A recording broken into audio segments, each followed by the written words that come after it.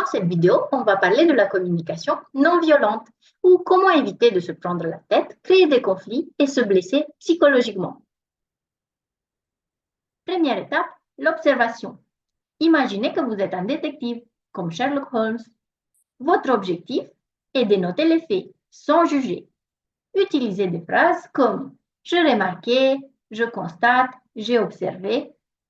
Au lieu de dire « tu es toujours en retard », dites « j'ai remarqué que tu es arrivé en retard 3 fois cette semaine ». Factuel et imparable. Résultat, pas de bataille épique, juste de faits. Et les faits, c'est moins stressant. Deuxième étape, les sentiments. Maintenant, on va jouer les Dr. Feelings. Il est temps de parler de vos sentiments. Commencez vos phrases par « je » pour ne pas pointer du doigt. Voici quelques exemples. Je me sens, je suis, je ressens. Dites, je me sens stressée quand tu arrives en retard. Pas de drama, juste des émotions. Vous voyez, ça passe crème. Résultat, l'autre personne se dit « Ah, je comprends mieux » au lieu de « Quoi ?» Troisième étape, les besoins. Il est temps de faire un petit inventaire. Soyez clair et précis sur tout ce que vous avez besoin. Voici quelques exemples de phrases qui pourront vous être utiles.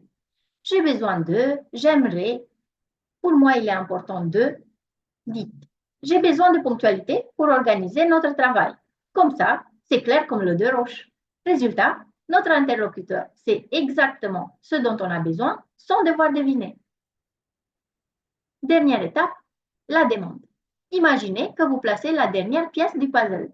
En faisant une demande claire, vous complétez l'image et tout le monde peut l'apprécier. N'oubliez pas que vous demandez, ne commandez pas.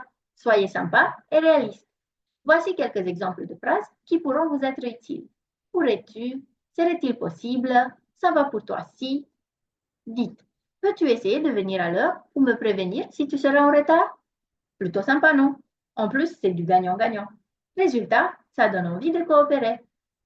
Voilà, vous êtes maintenant des pros de la communication non violente. En résumé, observer sans juger, exprimer ses sentiments, parler de ses besoins et faire une demande claire.